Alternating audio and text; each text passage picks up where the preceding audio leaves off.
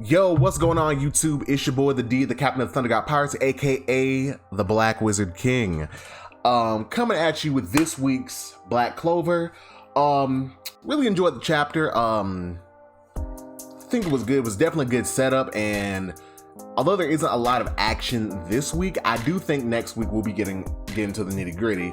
But it's pretty dope to see, everybody who's there and everything. But without any further ado, yet again, this is your boy, the D, here, bringing you this review/discussion. It's more of a discussion than a review, actually. I really don't review it. I just discuss what happens in it and the potential implications. But also, if you like what you hear and you want to hear more, definitely hit my Linktree in the description below. You'll find this YouTube, of course, but you'll find my other YouTube, my Twitch, my Twitter, and anything else I decide to add in there in the future. But without any other further ado, good lord, we're going to get into Black Clover, page 274. The battle begins. We then see Noct walking out from inside the castle, greeting everybody, and Fuegoleon immediately asks him where's Asta, and then him being Noct immediately explains that it's going to take a little while longer before Asta can actually join them, being that he has to continue his training. But we then have Jack the Ripper, who scoffs and laughs at it and says that nobody was counting on him in the first place. And then we get to see a few other noticeable additions to the team who I didn't notice in my last review. Let me see. We have, and you think I would try to remember their names, but I'm not. I know we have Vades. Oh, we got Vades or Vados, or how you say the name? We got zombie guy.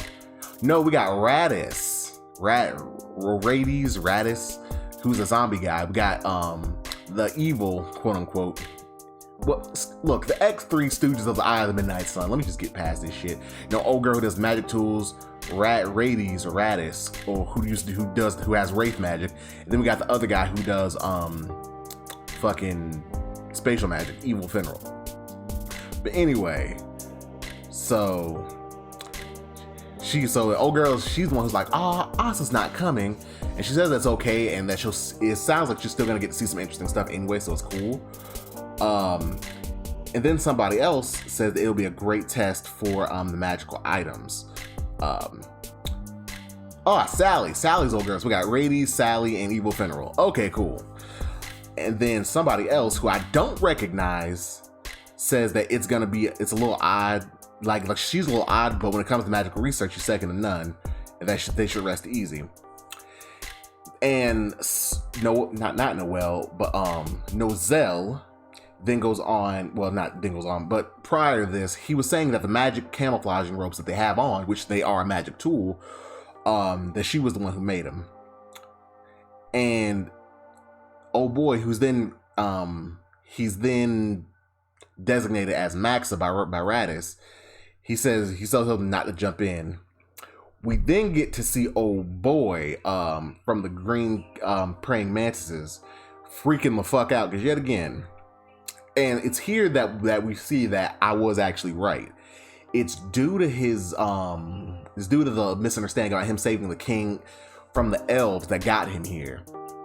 And that he pretty much sees it saying, like, while everybody else was training and at least working, he was pretty much living it up, drinking with beautiful women, eating lavish food. But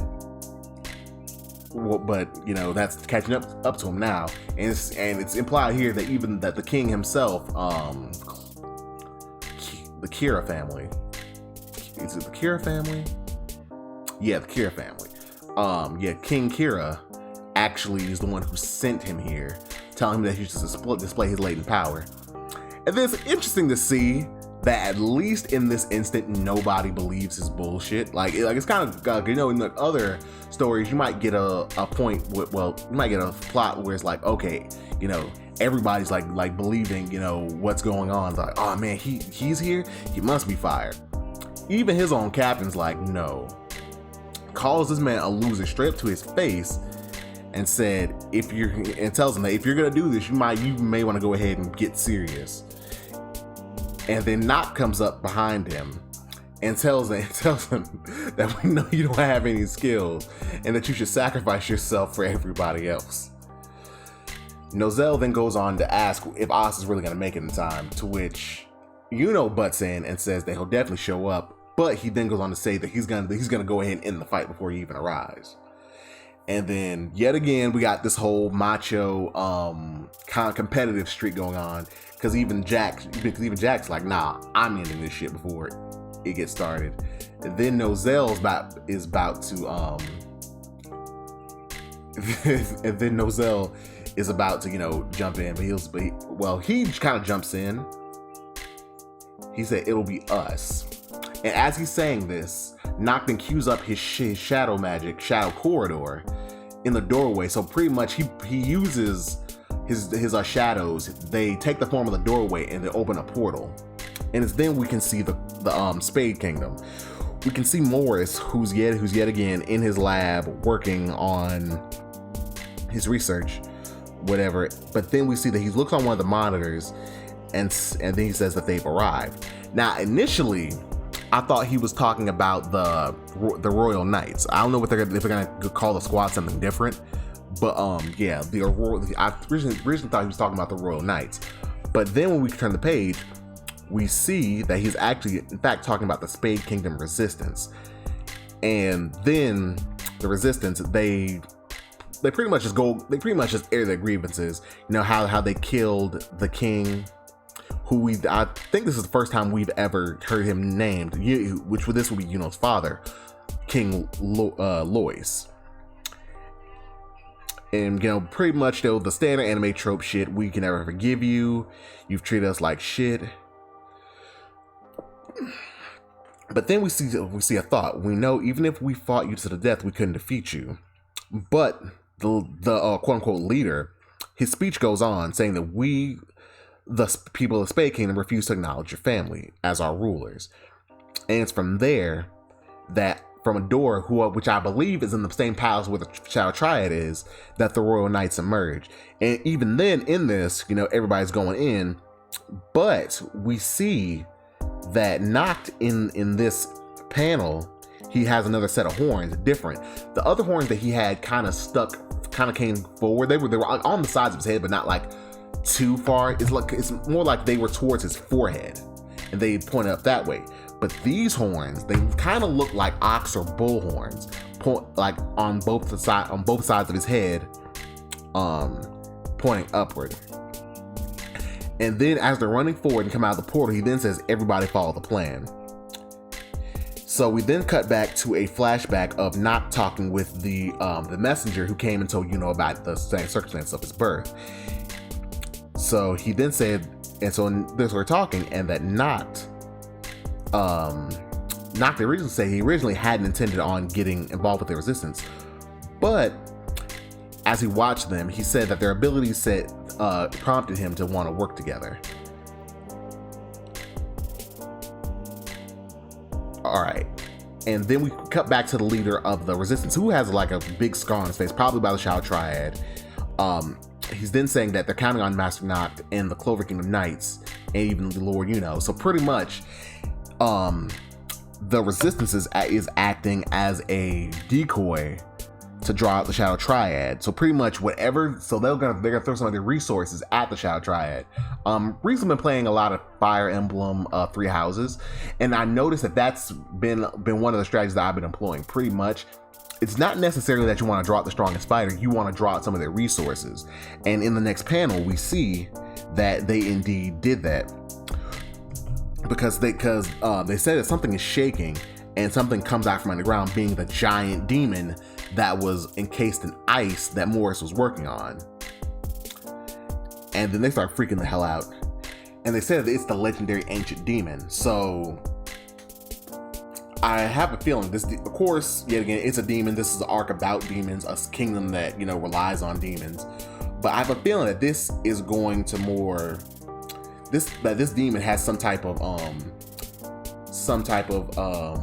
significance, because even looking at it, it kind of looks like the demon head, the demon that, like, I think I said a couple of chapters ago, the demon that Licht became when his heart fell and he became corrupt. So there's going to be a story. I wholeheartedly believe there's going to be a story about this demon. And then we cut over to Zeno saying that in the face of overwhelming power, sentiment and vengeful spirit and vengefulness are meaningless. Everything is. He then goes on to state that since a rat found his way into the castle, he thought the resistance would attempt something in regard to the ritual of the advent of Qliphotep. And he then goes on to say they were really bold. He then goes on to say even further that they were planning on using demon to exterminate the people of the castle town in any case. He then goes on to announce them as citizens of the Spade Kingdom, saying that title is reserved exclusively for the strong, and then says, "Let the ritual of the advent of Qliphotep begin." And then the others, as they're running through the castle, they comment on the stupendous magic, and the sound. And Fuegolian even goes on to say, "Hey, is everybody outside going to be all right?" Noct, with a devilish grin, says they are. We then see in the next panel that the ancient demon is moving to attack, and we see one lone person move towards it and punch the dog shit out of it with a haymaker. And then someone addresses the resistance members. Impressive howling, resistance members. I, Mereoleona Vermilion, Clover Kingdom Royal, will lend you a hand. And that's gonna end the chapter. Yet again, pretty good chapter. It's a setup. It's the calm before the storm, and I'm glad they actually got to it. This chapter for the most part, like pretty much that. This is gonna be the first shot. Okay, the first shot's been fired. The final battle is now officially starting, and it's in full swing. Good to see Mereoleona. We haven't seen her in a while. She is quite possibly my favorite female character and on my anime bay list. She is definitely a waifu. I like my waifus.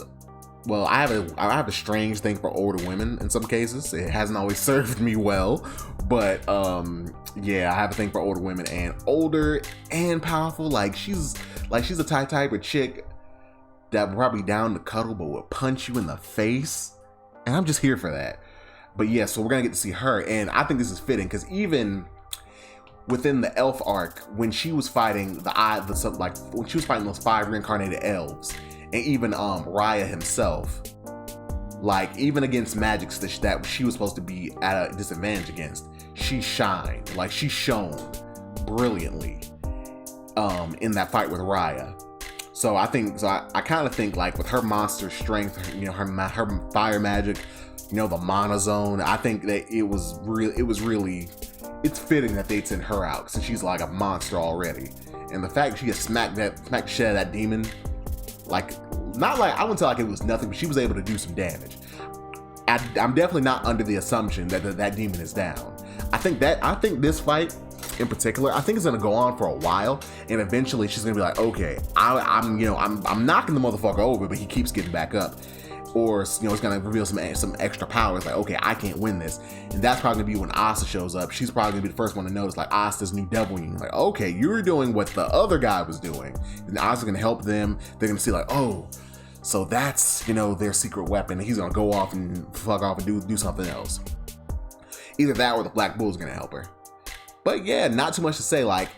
As far as matchups, I'm kind of leaning towards that the Devil's Triad aren't gonna fight just yet. Because of course, as far as final matchups, I think it's gonna be Asta and potentially a group versus Dante. It's gonna be Noelle in a group versus Megicula. So I can't remember the woman's name off the top of my head. And then it's going to be Xenon versus Yuno in a group versus Xenon. So yeah, those are the final matches. But as far as right now and the grand scheme, I don't think the captain, every captain's going to be at every fight. I think some of them, because they're probably going to reveal some more of their acolytes, because as we can see, when they first attacked, they each had some people with them. So we're gonna get some of them, and some of them are gonna be, hold the captains off, so they're probably get some one-on-one fights. And who knows, it might be Asta versus Dante, Yuno versus Xenon, and Noel versus shit. What's the nigga's name? Yuno versus Noel versus old girl, Magiculous host. Like straight up, might be a straight like one-on-one. Like, okay, we jumped you before, but now it's the actual battle, and we can't jump you now. Oh, and then with the Qliphoth, the Abbot of Qliphoth ritual, they're gonna keep burrowing through to the underworld, so there are gonna be other demons who are gonna come through. So that's gonna be a whole other thing. So it's gonna be nuts, and we may even get to see, because now Smoke Buddy from the Diamond Kingdom was there, and we may get to see old boy from the Diamond Kingdom, the guy who had the diamond magic and who had some of the Phoenix magic, and even her. So we got some of them. I know we're gonna get to see I think it's Raja, the spirit guardians from the Heart Kingdom, at least the Lightning Spirit Guardian. I know we're gonna get to see him. The others, I know they were defeated, but I'm not entirely sure what they're doing. But yeah, this, it's yet again the shot heard around the world. The final battle, the battle commences. The final battle starts, or whatever this chapter was called. Definitely a good chapter. But yet again, I think it's going to conclude this discussion. But yeah, definitely tell me what you think. What do you think about the matchups? Who do you think is going to fight who? Do you think there's going to be any curveballs thrown? But yet again, this has been your boy, the D, signing out. See ya.